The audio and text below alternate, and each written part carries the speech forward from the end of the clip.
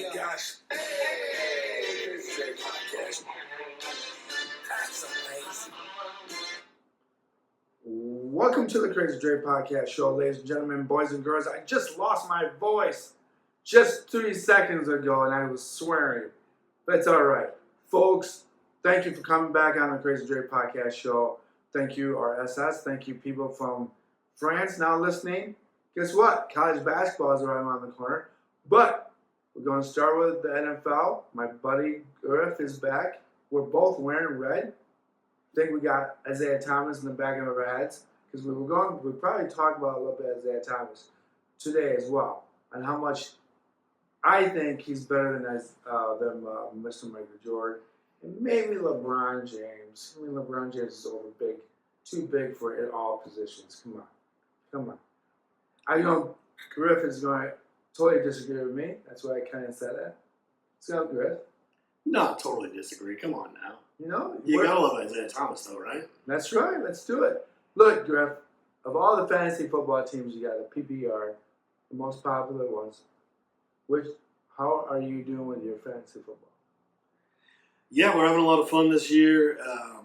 I think I probably mentioned on here before. I do 5 different leagues.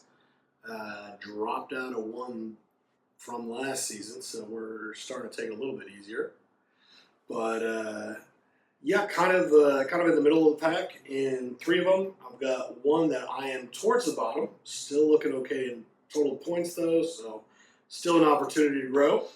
And then another one that is just a overall points, not set up based on a head-to-head matchup of any kind. So for that one's just total points. Everyone looks like they're pretty close to the same field there. I am a little behind, struggling with some injuries this season. With Brian Robinson, I've got Chris Olave, who's been hurt, and just lots of issues going down on that one. So, as anyone out there that plays fantasy football knows, injuries are usually the biggest thing that can slow down your team throughout the year. And every once in a while, some key suspensions things as well. Yeah, so there's always key suspensions. I mean, Jamison Williamson just came back. He had a big game against Arizona. No, who am I looking at? Big game, last game. Who do we play? I'm going blank. Detroit Lions. In what game? Just last week. Just this last week. I'm going blank. Why am I going blank? Why are you laughing? This is good stuff. We're so not prepared. But it doesn't matter. I don't care. Houston Texans. Do you know why I went blank? They wore their all red jerseys. I hate it because now I'm thinking of Arizona. When I look at those uniforms, I don't look at Texans. I look at Arizona because Arizona is the same thing. They either wear all black or all red. Yeah. And I hate when teams do that. Look, this is like red. Folks, we're wearing red, not because of Ohio State, but because of Za Thomas. Indiana, the greatest coach of all time is who? It's who?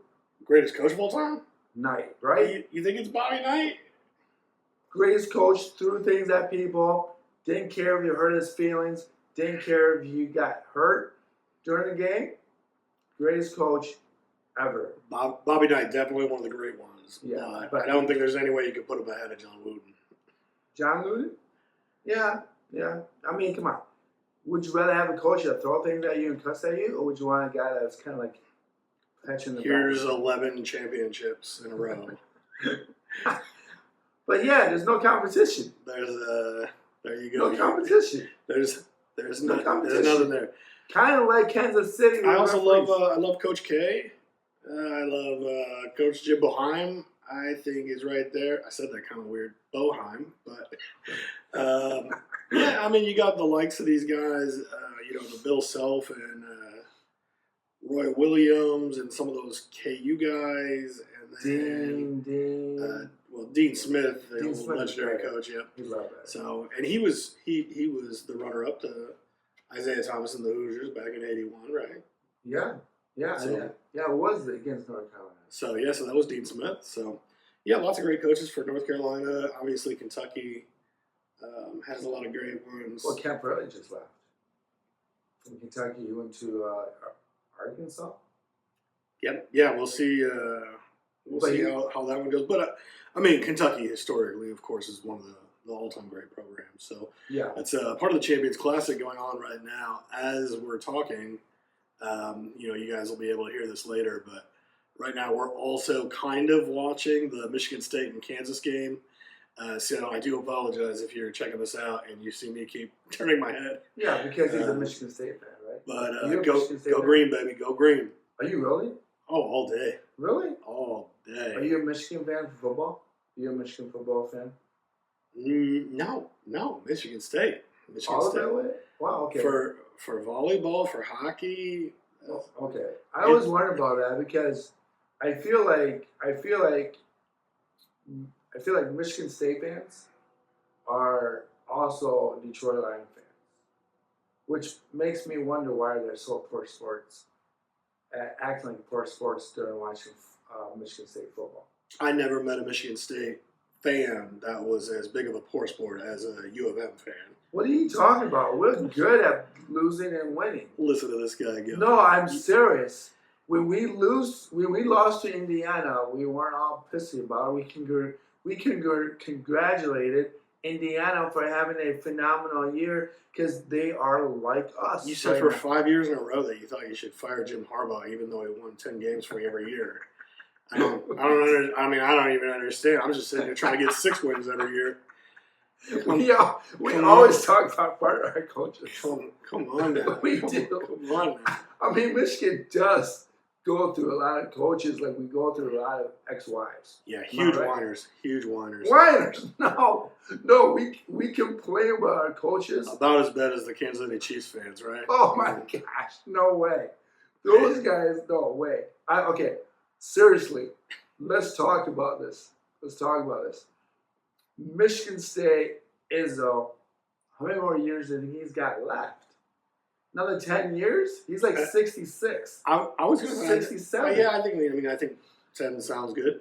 I think it can depend on a lot. I mean, obviously, at that point in your life, you kind of have to consider your health. And so sometimes things come along, and that seems to be what slows down a lot of the college coaches.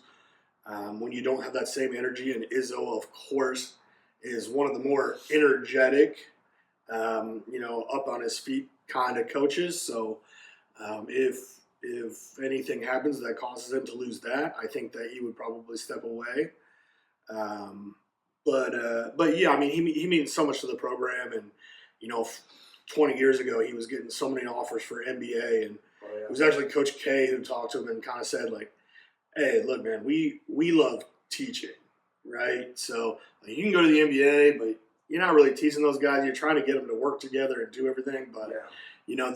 These youngsters coming through college, like that's where Izzo belongs, and so I'm not worried about him leaving or going anywhere else. He's a Michigan native anyway, from the UP. So I mean, I just don't see anyway Izzo leaves to go to another school. But yeah, I mean, I would think that as long as health and everything stays in line, I would think probably about 10 more years. But what if, with all this money going right around, do you think he's going to stay much longer if that money can't? I mean, if he's competing with teams that are just paying players to come to their school, and he has, let's say, 3-4 recruits lined up, and then they're like, oh, guess what? I'm going to leave to UCLA. I'm going to go to Kansas or Kentucky because they don't pay me so much money. I feel like that's what's going to kill college sports in the long run, because all these great coaches won't be able to coach mediocre bad players. Well, I think it's gonna change kind of the landscape of college basketball. It'll change kind of how things go, but I don't think it'll be the end of it. It'll just be different. Yeah, But with Izzo though, he's not like where Coach K, Coach Calipari, Bill Self, these guys all get the 5-star recruits every year. Yeah. Michigan State doesn't really do that. They get a lot. I mean, they get an occasional 5-star recruit, but yeah. I mean, they have a lot of 3-star, 4-star guys. They're small, undersized guys. Yeah. And then Michigan State does have one of the best strength and conditioning programs in the country. So I think that really helps with them being able to build up their bodies in the proper way. Mm-hmm. And then with Coach Izzo's toughness, he brings in the players that show a lot of toughness in school, even though they might not be the most talented player. Mm-hmm. And then puts all that together, and then that's what created so many of these Final Four teams. Yeah, I kind of like that. That's one thing I like about Izzo. So even though they might change some things up, and some of these guys are going to be going to these bigger schools, I don't think that affects Michigan State as much. You don't think it's going to affect Michigan State because not as much. No, because they don't have to work because they're not always trying to recruit. Well, they're not trying, but they don't get those recruits coming in. And it's too bad because I think that it's too bad. I think sometimes. Do you think sometimes Izzo's too much toughness gets involved with players not coming in there? Like I feel like Coach Seth, Capelli, even Coach K, they're kind of more laid back and kind of coachable to the players without yelling. But with Izzo, I mean, like he's like an old football coach from the 1970s, just gets in your face, and all these players like, oh, my feelings get hurt. Oh, I can't. Well, and I think that's a lot of the players that he looks for, though, are those players who are going to be able to handle that. Okay. And I think that those are the guys that want to go there. But, Coach Calipari, I mean, he's well known for years to pull up these guys that wanted to go pro right out of high school, but they're required to go to college. So, like, Coach Calipari, also very, very intelligent guy. He totally understands that these guys are only going to play for 1 year at a time. I mean, he has up at Kentucky, he had a few times where all 5 guys were gone the next year and then brought in 5 new guys, and 4 out of the 5 would start. Like only one freshman from the prior year would come back as a sophomore and he would play. And then occasionally you'd have a junior or senior, but pretty much that whole team every year was just a constant flow of top-level recruit guys. Yeah. So Coach Calipari is, I think, probably as good as anyone at recruiting, which works well for him because he only has them for a year or two. But that's what the difference is with Izzo, is that Izzo, with that teaching like we were just talking about, he likes to help and build these guys and make them grow. Mm-hmm. And I think that in the long run, it makes for a lot stronger program. And that's why a lot of these Final Four teams happen, because you have 4-year players, whereas like sometimes Kentucky will come in with those rookies. That's where like the Zion Williamson with his year, no one thought anyone was going to beat Duke. Michigan State was the 2 seed in that tournament and came through and found a way to win. And I think that came from a lot more just overall experience, time out there on the court, more time in other Final Fours. Yeah. So I think all that plays a part of it, and I think that part of what helped them beat Duke that year, but then also what can help them beat Kentucky or Kansas or something. Well, Kansas usually has guys that stay a little bit longer, but I think that can really help out with some of the guys that have just the younger overall classes. Yeah, I feel like the only thing that holds Izzo back is his sometimes over exaggerate, overwhelmness of just being involved too much in the game. I think his biggest weakness is that he doesn't allow the game come to them. Where like the better teams like Kansas, Duke, those guys, it seems like they, especially Coach K and those guys, Bobby Knight had the same problem. Bobby Knight to me is like Izzo's like Bobby Knight. They get way too into the game, and then they lose focus in that moment, and then that makes that team struggle. But when they do win, it's because that team's put together because of good and hard coaching, like toughness that Bobby Knight and Izzo both had. Yeah, I'm not sure if I would call that a weakness in kind of what you're talking about here. I mean, what you're talking about here is what makes Izzo and Knight two of the top 5 all-time winningest coaches Yeah. in the history of the game. So, Yeah. so I wouldn't call that a weakness. I would call that a strength. Do you think they would have had more? They don't wins? let the game come to them. They take the fight to the other team. Okay. But what you're talking about though with Kansas, North Carolina, Duke, Kentucky, all these teams, these are all the top, most prestigious schools for college basketball. Mm-hmm. And just generally speaking, everyone on that team is bigger than the guys that are on the Michigan State team. You can watch this game that we're watching right now with Michigan State and Kansas. You can see a huge difference. It looks like 5 full-grown men playing against 5 college students. Yeah. So it's just those guys are just already at that level, and so they don't have to push to get every last drop out. But they need to have those guys with that heart, you know. You like the movie Rudy, like back in the day, right? Yeah, I mean, these guys just have more talent level than like what Rudy had. But Rudy just never gave up, and he always continued on, and he kept pushing himself farther and farther. Yeah. But in kind of that same analogy, and I apologize, it's not a great one. But yeah, I mean, in that kind of same light, these guys are 4-star, 3-star recruits instead of 5-star recruits. Yeah, and so. They need to have that push, but they also need to have that heart. Yeah. And if they don't have that heart, then I don't think Coach Izzo lets them come onto the team. I mean, there could be a walk-on, but they won't play. No, I don't. Yeah, I think what you're saying about the size, North Carolina, Duke, and those guys, they have guys who are taller. Oh yeah, and more.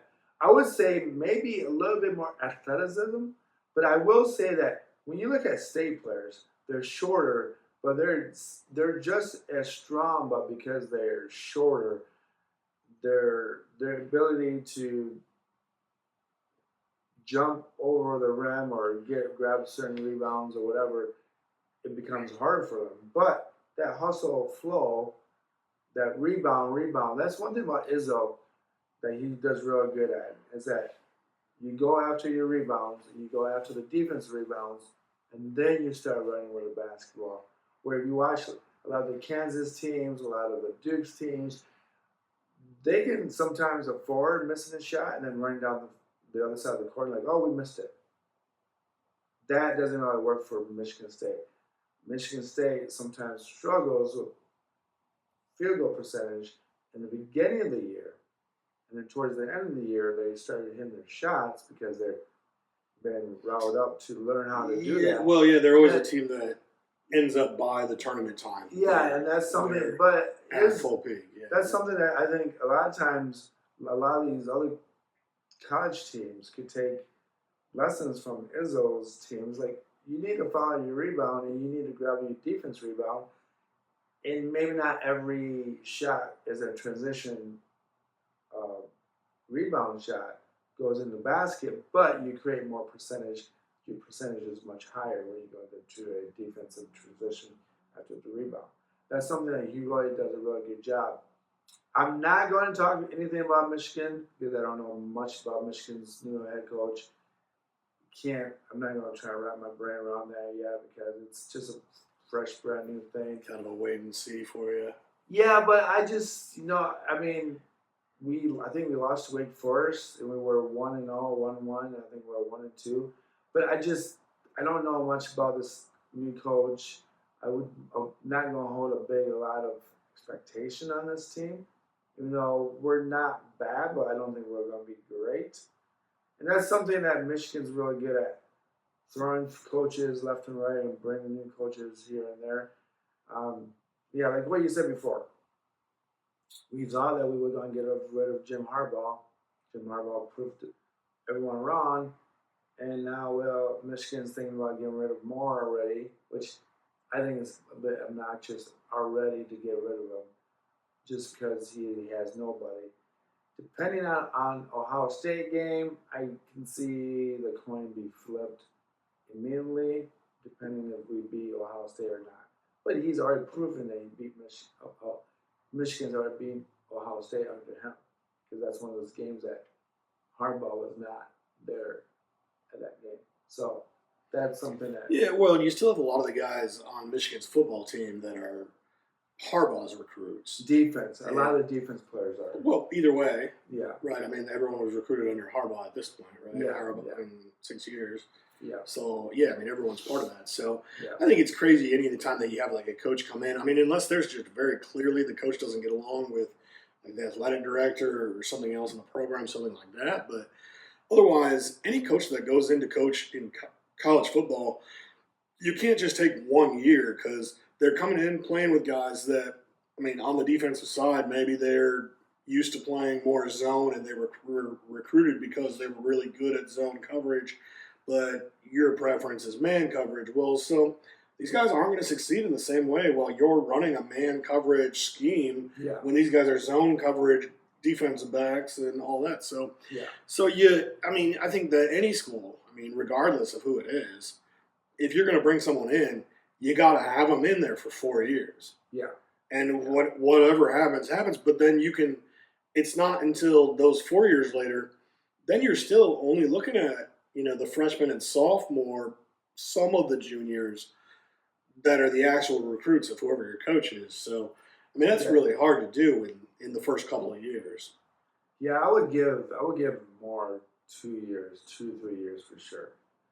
Fourth year, if you still just kind of mediocre, not doing so well, I mean, yeah, you can do what you want to do. But I think one of the best things about Michigan is that now that we won a national championship, we know we're having a bad year. We're not a bunch of crybabies like Michigan State is when they lose to us or when they beat us. Aren't you already crying about this season and how terrible thing is? No, I'm not. We're already talking about getting rid of the head coach. 6 games into the year, like I'm willing to keep the guy. I understand how coaching goes. Speaking of coaches, let's just hop to the NFL. Dan Campbell. We ripped on this guy last time. But you know what? I was sticking up for him just a little bit more than Griff was because he's a locker room coach. Do we think that he's really a great coach at calling defense and offense plays? That's really questionable. If Ben Johnson decided to disappear for 2 weeks, I think we'd be in a different boat our boat would be going in a different direction. Just saying that, but still, Dan Campbell, I think for him to go for those 2 field goals and not go for 4th down and 7 or whatever it was, I mean, to me, that's huge. I think that's huge. That just shows to me that he's not okay. We're not playing that well. Goff, for some reason, decided to play for the other team. I don't know what he was looking at. But one of the interceptions was just at the end of the halftime, at the end of the half, and throw it out there. The fourth one was to Williamson, and he threw it to the wrong shoulder. As you can tell, you watch that play, he threw it to the wrong shoulder. And I don't think that Williamson was even ready for that pass anyways. I think he was blocking in his brain or something. And then the first 2, I made an excuse that it was deflected. The first one was deflected by the defensive line. Griff, you said before we went on air, he just threw it too low. Well, yeah, and you can't ever say that it's not the quarterback's fault for throwing an interception when there's somebody on the defensive line that throws their hands up and forces a deflection, because that just means that the quarterback didn't throw it above the defensive line's hands to be able to get to a free spot. I mean, that's the exact same as if a cornerback puts his hand out there and swats it down before it gets to the wide receiver. It's just you can't throw it there. You got to find another spot to throw it to. Mm-hmm. The ones that aren't the quarterback's fault are when it actually goes into the wide receiver's hands, and then after it goes in their hands, then they drop it or it moves before they make their athletic move to make the official catch. Yeah. Those are the interceptions that aren't there, or if a receiver jumps up to grab it, tries to play fancy and do like a one-handed grab when 2 hands is easier. Sometimes it is actually better to throw up one hand just because of positioning. But if you can go up and you can catch it with 2 hands and you try for one and you don't get it and then the other team ends up getting it, that's different. if one of your linemen pulls back and he steps on your foot right as you're trying to throw it, or comes back and hits you in the elbow right as you're trying to throw it, things like that, like that's a little bit more of a miscue type thing. But if you're throwing the ball and the defensive line's swatted down, that's on you. That's not on anyone else. Mm-hmm. But yeah, hard to put too much on Jared Goff after this one. 5 interceptions. That is just so crazy that coach even kept him in at that point. At some point you just throw in Hendon Hooker and you say, we're gonna call this one with Jared Goff, and just let something else happen here and just see what else we can do. But just as much as trying to make something else happen in the game, you also don't want to just continue to destroy your starting quarterback's confidence. Okay. And so, the 5 interceptions, that's huge. But, sometimes these guys get pulled after 3 interceptions or something. It's not necessarily just because you want to be able to, keep moving the ball down the field, or you want to give your backup quarterback an opportunity. It's not like that. It's that you don't want to shake the confidence of your starter so bad to have him throw 5 interceptions or 6 interceptions. And, 5 interceptions, that's about as bad as it gets in the league. Wow. So there were an awful lot of bad things that happened here. Dan Campbell, though, to your first point, he is an exceptional motivator. He does phenomenal things for the team in the locker room. I know Dre and I both have been talking all season about how, I'd love to have him on my coaching staff. I want to have him on my coaching staff. Oh, yeah. I just don't want him to be my head coach because he's not good at making the good decisions in the game. But that is something that you can learn, whereas being the great motivator, that's more of an intangible that you can't learn. That's something that you have or you don't have. And then you can try a little bit to make something happen. But, that's really just kind of the state of the where it is. But all the great motivators of all time, like the Vince Lombardi, he wasn't as good with all the play calls and everything. He was just such a great motivator. He had these great stories, and he motivated his team by talking to them. And that's what made those Packers great back in the 60s, and that's how they ended up winning the Super Bowls. And Dan Campbell, I don't mean to compare to Vince Lombardi, but he's a great motivator in that sense. Yeah. And so I think that what we've always kind of said is that if he can learn some of these time management things, when to use timeouts, when to just kick a field goal instead of going for a touchdown. Now, in this particular instance, in this game, I don't see it that way that he chose to go for the field goal at the end of the game instead of throwing a touchdown, because it's not like he was already up, right? He wasn't up by 3 points and then decided to go for a field goal to go up by 6 instead of going up by 10. So for me, I don't see it that way. This is kind of a situation where the game's already tied. And really, how's Dan Campbell's faith in Jared Goff at this point? Because he has thrown 5 interceptions. Man, at this point, I'd rather throw out the kicker out there that hasn't missed a field goal in the game. So I think that might be a little bit more the way that I take this particular game. We did have a lot of success at the end of the game. It was kind of halfway through the third quarter when it seemed like we kind of got some of that momentum back. We got the momentum back the first possession in the second half when C.J. Stroud with the interception. Threw the interception. And what happened was that it was one of those plays that the Houston Texans probably plays a lot in the beginning of every half. They play, how most teams have first 15 plays are right, yeah, at the beginning of the game. I feel like that was the same type of scenario, and Davis just happened to know that play, or the defense coordinator say, hey, this is they either like this run play, or they either like this play to throw the ball to this guy. Be prepared. It happened to work that way. I think Dan Campbell said it best. We knew that we weren't having a good game, but we had grit. We knew we just had to find a way to get the job done. And when good teams find a way to get the job done, then that describes how good the team is. And that is kind of like, that is almost one of those things about Detroit, all the good teams that Detroit had. The Red Wings, the Pistons, even the Tigers. There was always that little overhump thing that the Lions could never get over. If this was like 5, 10 years ago, we would have never came back. Or and if we did come back, even with Matthew Stafford, we still came up short.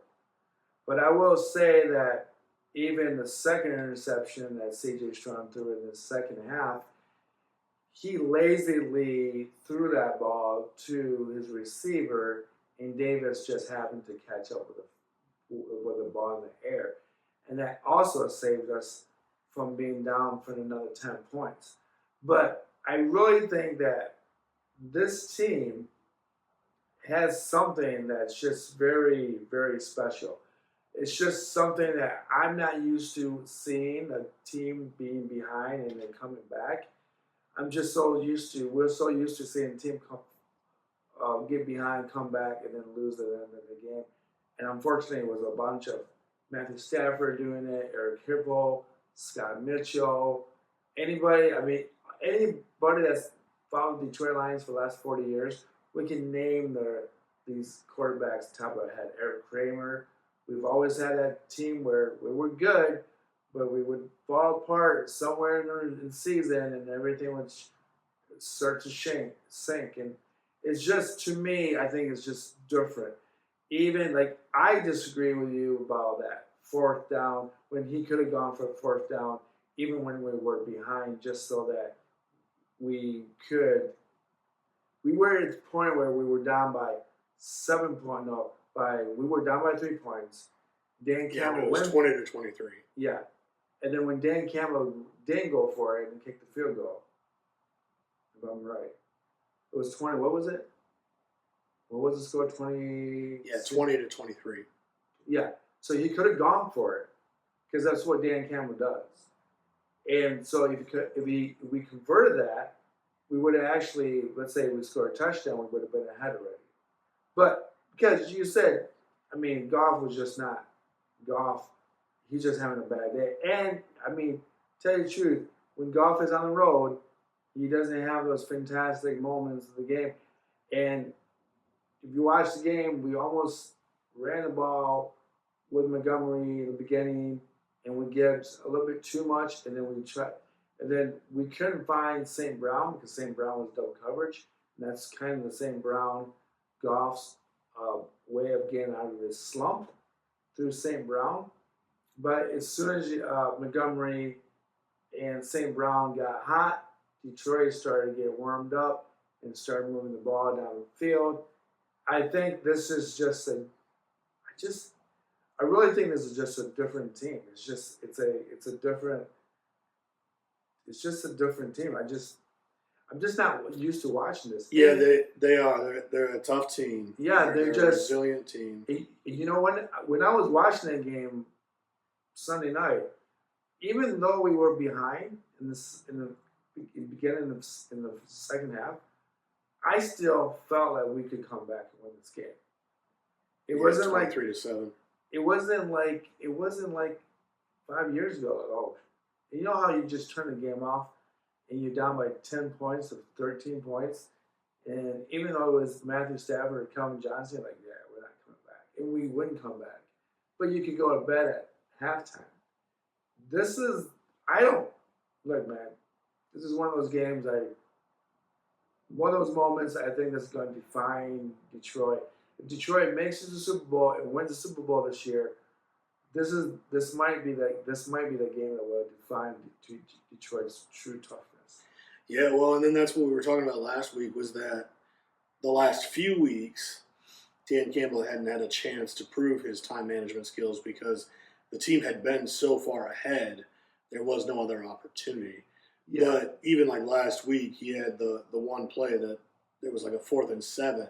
Yeah, and he went for it. And it was just dumb. That's exactly. I mean, they won by 1,000,000 points, but it was still stupid. But he even said in his press conference, like, "Yeah, that was a dumb decision by me. I shouldn't have done that." Yeah. But he keeps saying that he's learning, right? Back when it was Tampa Bay that beat us earlier this year, He kind of had his head just straight down when he was saying, like, that had absolutely nothing to do with offense, defense, special teams, no coaches, no players, nothing. That was just me.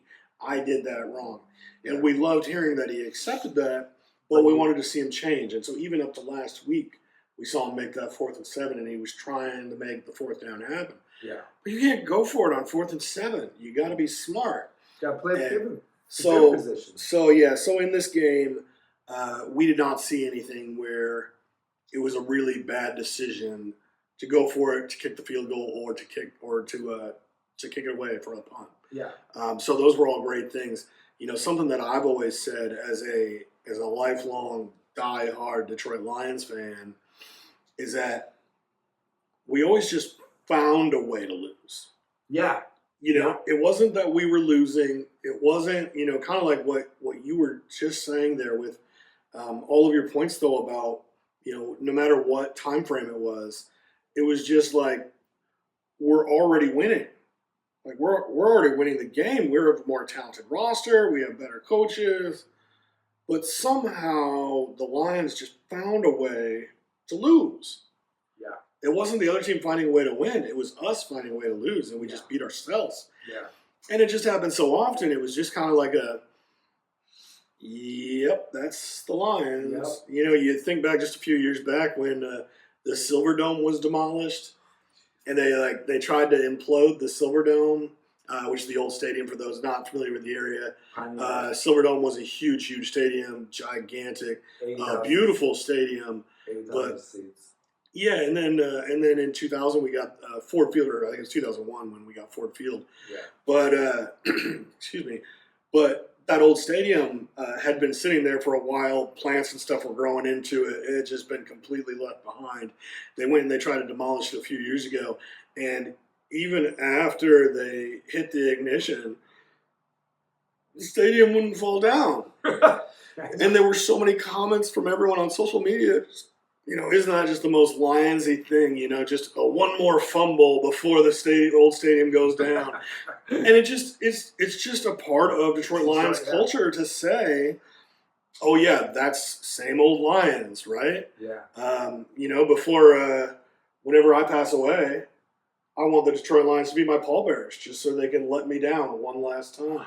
Man, that'd be awful. That'd be great. I mean, but that's the mindset and the philosophy that we have. And, even last year as we were going through the playoffs there, I had buddies from across the country that I had met who were all saying, hey, man, we're rooting for you. We hope that your Lions do all right this year. Oh, yeah. And then we even made it to the NFC Championship game, and we were playing against San Francisco. And we were saying, hey, this might really be it. We might actually go to a Super Bowl for the first time ever. And I was sitting there, and I was saying to myself, nope, I am a lifelong Lions fan, and I know better than to say we might make this happen. Well, I tell you this, what gave it away was the fact that we were ahead in the first half. And before all those... you knew it was over when we were ahead in the first half. No, I knew. I just knew. See, this is what I'm talking about. This is what I mean. Yeah. This is Detroit Lions culture in the fanhood. We were up in the first half in the NFC Championship game. We were. And that's how we knew the game was over. It was. We were up so. I think we were up by at least 13 points, and I'm like, this is way too good to be true, and we have not made a mistake. And then we started dropping footballs left and right in the second half. And that's really what killed Detroit in the second half. And I thought about it. I said that Dan Campbell went for it on a couple possessions. He could have kicked a field goal to make it a one-possession game instead of two. But in reality, Detroit dropped a lot of footballs in that time period. So I don't blame that game on Dan Campbell. I blame that game more on the nerves of the players because they were so young, besides Jared Goff, that have never really been in that position before. And what makes it unique this year is that we have a lot of experienced players now. Like 99% of our players on this team are experienced playoff players. So the deeper we get, the more comfortable the game's going to slow down, even in the first half, and we're not going to have to play catch up. That's pretty unique for Detroit. It can make a huge difference in your confidence when you've got a little bit of playoff experience already going in. You see that a lot with a lot of young teams, is when they're just not used to being in the playoffs. It's a different feeling. I mean, what we don't get to see while we're watching it on TV and nice and cozy in front of our fireplaces at home is we don't get to see those nerves that those guys have. Like, this is all that they've ever wanted since they were 4 years old. Yeah. And football has been their whole life. Everything that they've ever wanted in their entire life has been a part of becoming whatever they are right in that moment. And when they finally make it to a Super Bowl, which, I think when I was a little kid, I said, oh, yeah, I wish I was in a Super Bowl. That's not what this is. No. These guys dream it, but then they live it every single day in their life. They have Post-it notes all over their bathroom that have positive and encouraging messages saying that they're going to make it. I have a great friend that went to Ole Miss who we thought was going to go to the NFL. He didn't quite make it. But, I mean, that guy had stuff all over his apartment, and it was loaded with just positive messages. You're going to get the touchdown this week. And that's the way that these guys are in the NFL. And it's everything that they've ever lived and breathed. It's everything that they've got. And when they make it to this moment, it means everything in the world to them. And that can really stir up your nerves. Yeah. And so when you've had an opportunity to go back and do that for a second time, even if you've lost, at least you've been in the moment.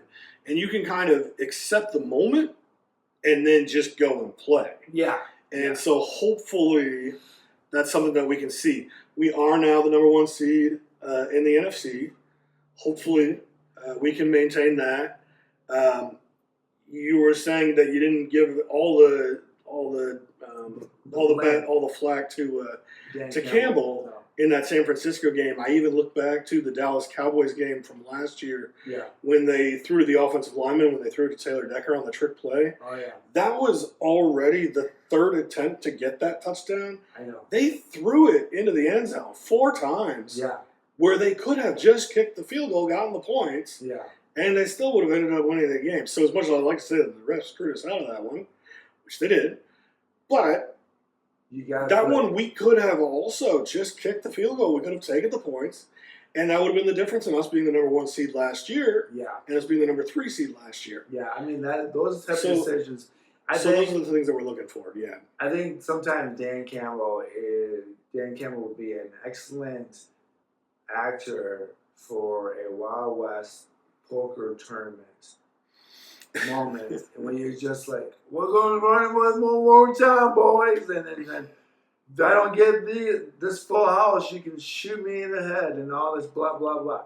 I mean, that's what Dan Campbell is really doing. I mean, he's a hard knocks country boy that will run wild with his horses and his horsemen, and they'll keep trying until it gets over the hump. With professional football, sports, it's not about how many times you do it.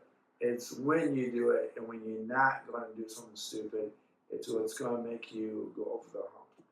Speaking of not over the hump, Dak Prescott looks like he's done in Dallas because they're already talking about drafting a quarterback, but they already signed this guy for 4 years, $195 million, right? And then maybe what is it guaranteed? 85, 95 million guaranteed? Is Dallas really going to just give him $95 to walk away? And let's not even talk about Jerry Jones because everyone knows the problem is Jerry Jones. But let's talk about Dallas Cowboy. You have C.D. Lamb. You got Ezekiel Elliott, who's no good. Is that team just going to go to a new quarterback, a new system with C.D. Lamb? They're not going to get rid of C.D. Lamb. They're going to keep him there. I like to call you C.C. Lamb, but people keep correcting me. So I call you C.D. Lamb. It's C.D. Lamb. So I'll tell your mother to change your name to C.C. Lamb so I can call you C.C.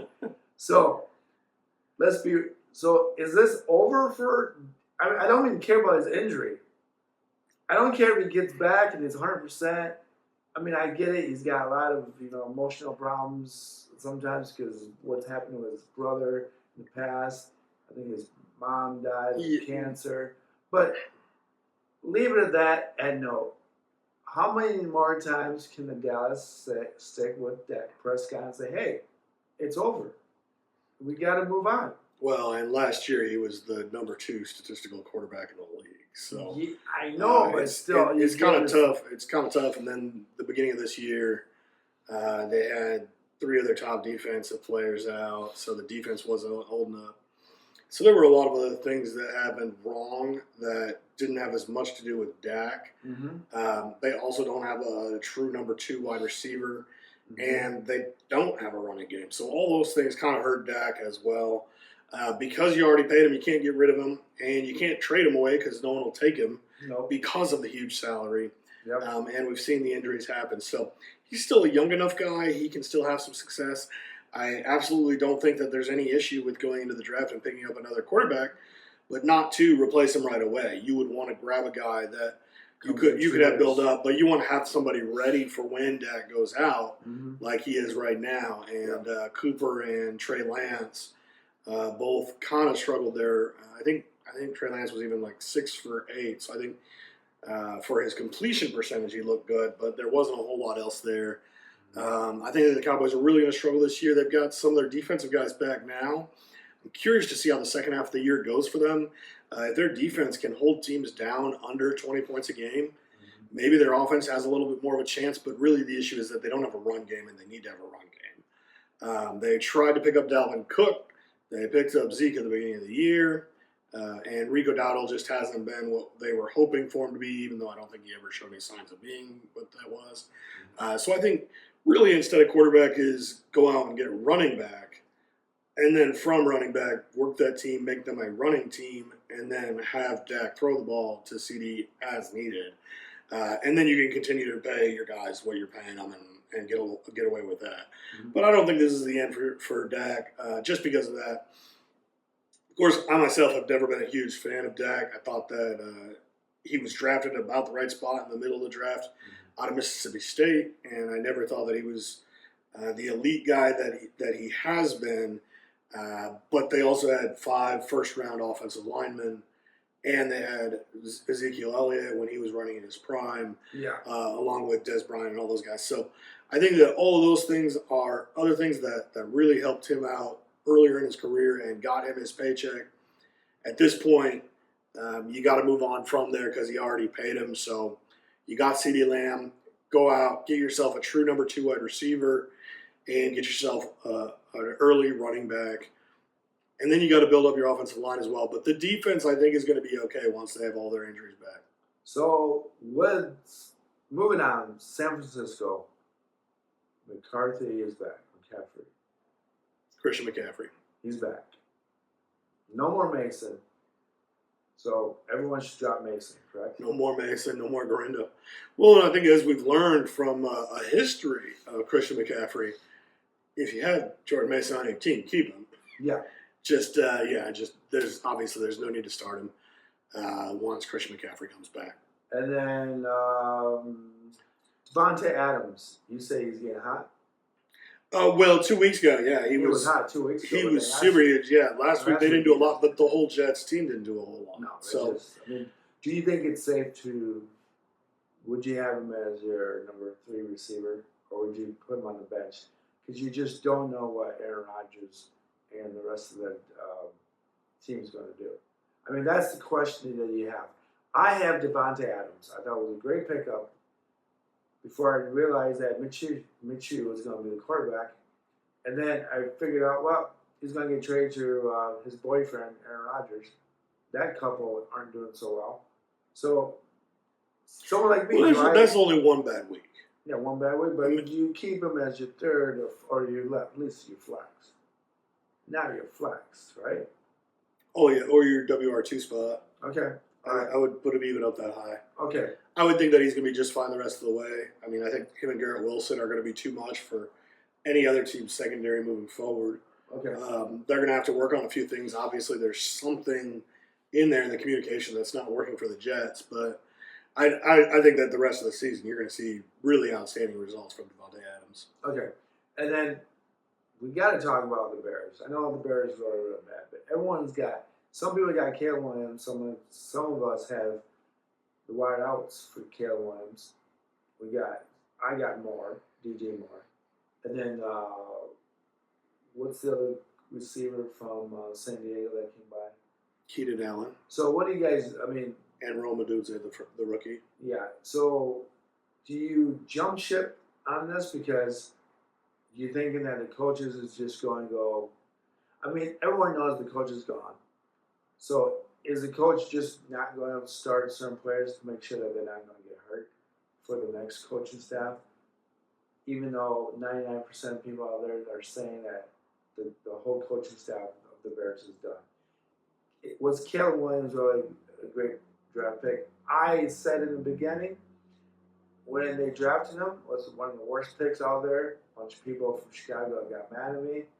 Hey, the guy is more worried about his nails and what color he has on his nails than he is about the game.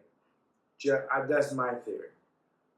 Saying that, would you not play anybody on that team anymore this year if you have any of those players?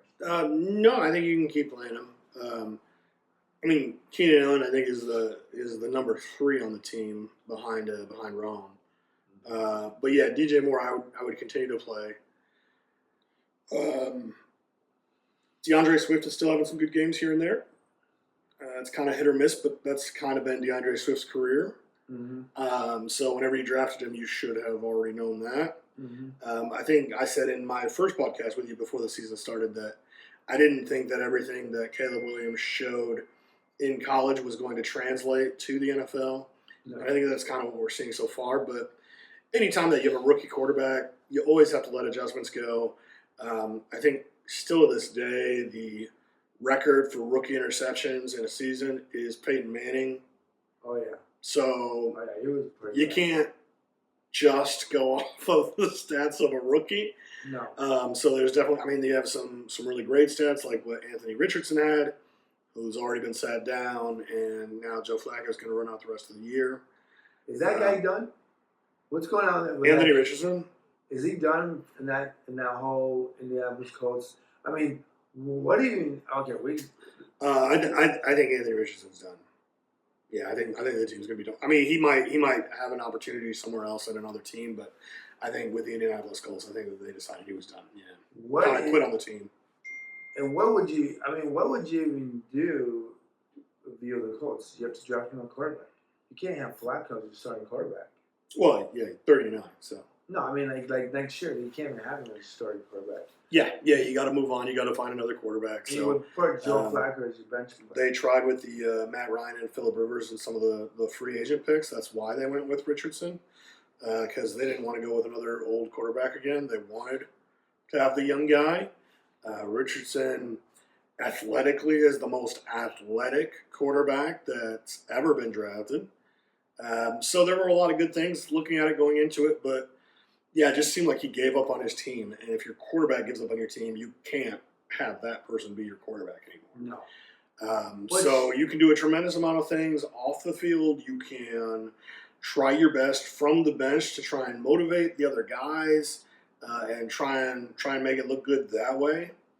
But I don't see that he can come back and be the quarterback for the Indianapolis Colts. It's a bit sad, but you know what? This tells you the true story about athletes. Not every person that looks like a super athlete is supposed to play the sport. Some guys don't have it in them. Some guys will look like they're huge and like I'm gonna just drive it through your skull, and they happen to be the nicest guy in the world, and they're like, I don't care. You win, I lose. Who cares, right? And that's something that I think that's one of the biggest things about sports now. Is like you try and make everyone an athlete that looks like an athlete, but maybe that's another story to tell. And that's what's wrong with sports now.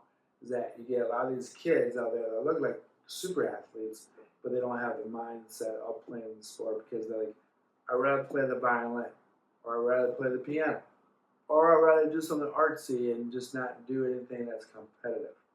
But moving that, one more thing. Let's talk about one more thing. Let's talk about the new free agent for Detroit. We gave him a week off. I think it's pretty cool. We're going to end it this way. And then he's still out there coaching. He's now like the 14th coach on Detroit Lions. I mean, basically, you just hired another coach for an extra week. Wasn't that pretty cool? Yeah, well, and us talking not too long ago about how the Lions are such a young team and having that experience in the playoffs is so great. But now you're bringing in a 10-year vet, somebody who is a perennial Pro Bowl guy, and as long as he can stay healthy, he might put up 10 sacks just in the second half of the year here. Yeah. He is extremely excited to be in Detroit. He was not happy in Cleveland the way things were going this year. And, this week he was supposed to have the week off. The coaching staff told him to take the week off because coming from the Cleveland Browns, their bye week is actually next week, and he hasn't had a chance to have a bye week. Detroit has already had their bye week, so this was going to be his opportunity to have the week off. Instead, he was on the sideline. He was there with the rest of the defensive line, and he was coaching them up the whole time. He was going through the game. They kept showing camera angles of it where he was on the sideline talking to the defensive line about, hey, look, here's another play. Check this one out. Look at this. This is how you should come at it in a little bit different angle. Try and move a little more this way. Try to get a little spin here. Try to throw your arm this way. And he kept trying to motivate them, but then also teach them the ways that they can get better in this league. So not just his presence and what he'll actually bring on the field, but what he can bring off the field is so tremendous. And like I said, he's so excited to be in Detroit. This guy is a winner, and he is on a winner's team. This is a super, super exciting pickup for the Detroit Lions. And this could be a really, really huge thing. Not that the Lions aren't already doing great, first in the NFC, but this could really be the thing that sets them over the edge. And I'm super excited to watch him and Aiden Hutchinson go at it next year. Dude, you got two guys on each side. And then you can still move those two guys wherever you need them. Marcus Davenport comes back. Kyle Pecco's out. Yeah, I mean, you can move anybody. Josh Pascal on the other side. You know what about Smith? Is that he's towards the end of his career. So technically, I would think that he's like, you don't need to pay me $1 billion. Just give me enough money so I can retire in 2 years, and then we'll win a Super Bowl or 2 or 3. But this is just lining up perfectly. And maybe it's kind of a blessing in disguise that Hutchinson got hurt, because now you're going to have a lot more experience on the football field, and you get a guy that's been there with that experience. And Detroit, I feel like Detroit really needed a defensive guy like that. And I know I was going after Myles Garrett and Crosby, but in reality, Crosby wasn't even worth the money because he was already signed. Myles Garrett, Cleveland wasn't going to get rid of him, even though I think Myles Garrett really wanted to come to Detroit. I think everyone in Cleveland that plays for Cleveland would want to come to Detroit, even if they're on the practice squad. But just saying that. But I just think that Smith, it's a blessing in disguise. I really think, because the games that we don't have that edge, the quarterbacks do have a couple of seconds left in their head to sit there and throw the football. And now that you have Smith, let's not forget tenths of seconds, but yeah. Yeah, you know what I mean. But right. That's what makes the whole difference. Yeah. But it's just gonna be really fun to watch this second half even improve. I would take a bet that Detroit doesn't allow a team score more than 19 points through week 11 through 18. Oh, wow. I really think that this team is even with those 2 sacks that we had Sunday with that defense line guy named, not Sewell, but it was another guy, number 57. But that guy, he just bounced off somebody a couple times and got to got to the quarterback. I just think this is just an interesting way to end it. We'll come back. We'll talk more about football. We will represent another color unless we're talking about Isaiah Thomas. We're going to talk about Isaiah Thomas, how much better he is than Michael Jordan and LeBron James. I said LeBron James. You know what? I do like Isaiah Thomas better than LeBron James. You know why? Because Isaiah will punch someone in the face for you if needed. You like the style of his play. LeBron James, he'd be like, oh, please don't touch me. There's not a question as to who the best is anymore. Well, unfortunately. I will say this. Too far ahead of every other player that's ever played. He's just bigger. Too far ahead. He's just bigger. If you put Dr. J... He's bigger. That doesn't help him with assists. Why is he fourth all time with assists? Because he couldn't shoot. There, I said it. He's the top scorer in the league ever. All time. Because he always dunked it. Of course you're not going to sit in you're going to take a block from a 6'8" guy on his knee going into your face? No. You're going to let him go right through. Duh. That's what they did with Dr. J. Duh. You're going to take a knee to your face? I don't think so. I don't think that's what happened. No, I think it really did happen. Look, I'd rather have Michael Jordan jump over me and be on a wallpaper, and my face is like, it's all dangly. He'd get stuffed by LeBron, though. Yeah. What's that? Jordan would get stuffed by LeBron. Oh, he was trying to fly through the air. Jordan would fly around him with his tongue sticking out. LeBron would have hit his head on the backboard, shatter the backboard with his head. He would have got stitches, and then you know what would happen? They would have had to bury him underneath Cleveland Cavaliers Stadium. At the basketball courts in Hogwarts? Because he'd be dead. He couldn't handle. We really just need to talk. I'm going to end it. We can cut this one off about 2 minutes ago. Yeah, but I will talk about with this guy how much Larry Bird and Isaiah Thomas are far better than LeBron James. There's not a stat in the world that you can tell me. Better than Michael. No, better than LeBron. Period. Michael Jordan, I still don't like you, but I'm sticking up for you. Don't know why. It must be this red. God damn it. Red. All right, folks. I got to go. We got to go. Crazy Dre Podcast Show. Come back every Thursday. Thanks, everyone, for listening. Thank you, Griff, for wanting me down. Because I need to be wanted down. Thanks for having me back, Dre. It's a game still. All right, folks. Peace, love. I'm out of here.